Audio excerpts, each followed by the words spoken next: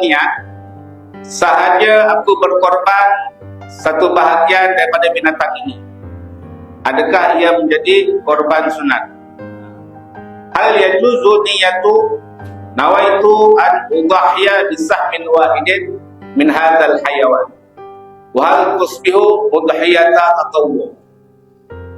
بالنسبة للبقرة يقول العلماء رضي الله تعالى عنهم يشترك فيها 7، ومثل ذلك كذلك الإبل يشترك فيها 7.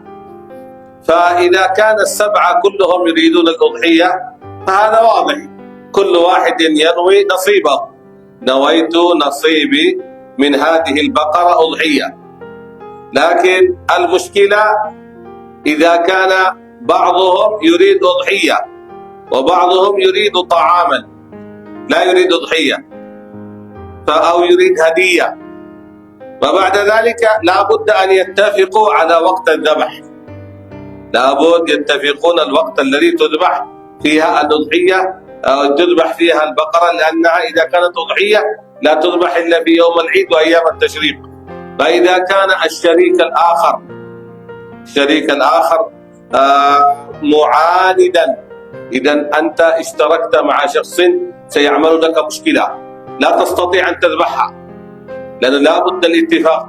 إذا لم يتفقوا لا بد أن تقنعوه حتى يتفق معكم على الذبح. أما النية صحيح، يمكن أن تنوي نصيبك من هذه البقرة أضحية، هل سيوافق الآخرون على الذبح في نفس الوقت أو لا يوافقون؟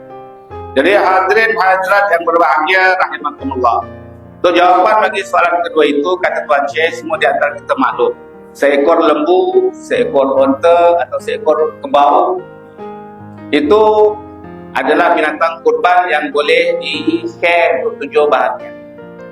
Karena itu hadirin hadirat yang bahagia rahimakumullah, seandainya seekor lembu yang telah diagihkan menjadi 7 bahagian itu, ke-7 bahagian itu pemiliknya sepakat memang nak kurban, ini jelas, apa yang ditanya lagi?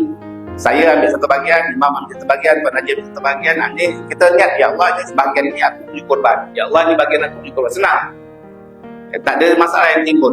Tapi yang masalah yang timbul apabila seekor lembu ada 7 bahagian, tapi bukan 7-7-nya untuk kurban.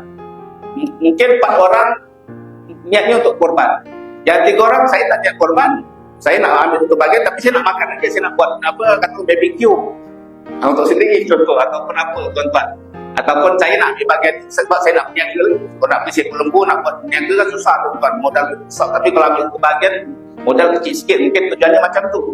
Maka kata Tuan Syekh, ini yang jadi permasalahan.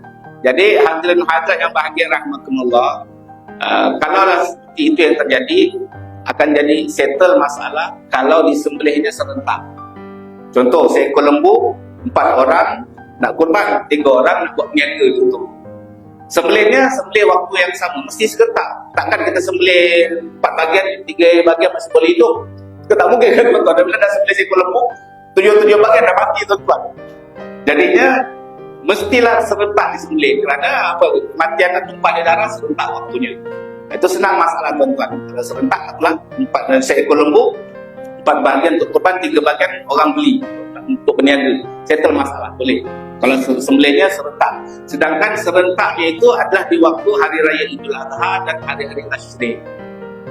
Bagaimana kalau tidak serentak? Oh, saya tak nak sembelih hari ini, saya nak berniaga besok, minggu depan pun nak berniaga, nak sembelih. Ini jadi timbul masalah. Sehingga bagi orang-orang yang berkorban, hendaklah mereka berusaha macam mana cara 3 bahagian yang bukan untuk kurban tadi itu, supaya boleh bersepakat waktunya yang sama untuk dia boleh menyembelih. Kerana kalau nak berniaga, nak sembelih tahun depan pun boleh kalau nak berniaga. Tapi kalau nak kurban, kan mesti 4 hari ini tuan-tuan, berpangat elok, kata Tuan Syekh seperti itu insyaAllah. ومثل هذه المسائل يقول لابد فيها من لأن قسمة متشابهات، ففي هذه الحالة إذا لم يتفقوا القاضي بعد ذلك سيحكم بينهم القاضي، وبعد ذلك إذا القاضي حكم بينهم في هذه المسألة ستذبح البقرة في الأخير، لأنه لا يمكن التوزيع فيما بينهم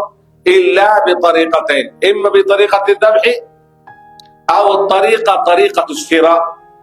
الشراء بأن يشتري من الشخص الممتنع من الأضحية، يشتري منه نصيبه، أو هو يشتري منهم نصيبهم.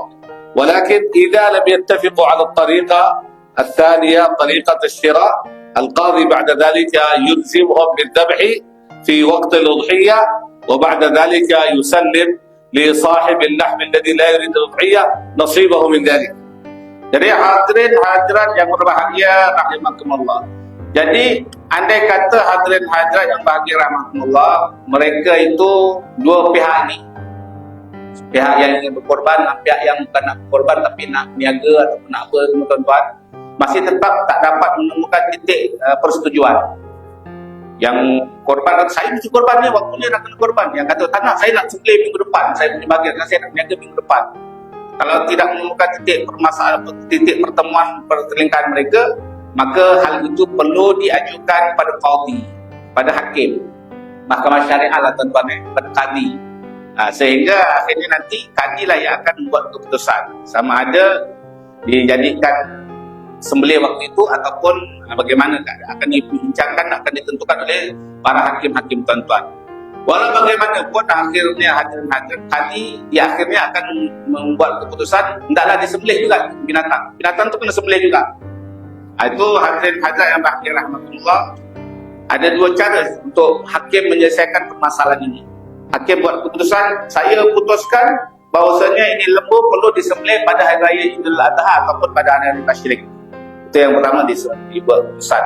Ataupun hakim boleh buat kewajipan, okey, kalau kamu tidak mau juga menyembelih, wahai orang yang ingin berniaga, kamu tidak menyembelih pada hari-hari tasyrik ini juga, kamu saya wajibkan untuk jual bahagian kamu kepada orang lain yang ingin berkorban. Ataupun orang yang berkorban itu jual bahagiannya kepada orang yang ingin tidak mau berkorban untuk membeli hadirat. Jadi ini yang akan diputuskan oleh para hakim-hakim insya-Allah.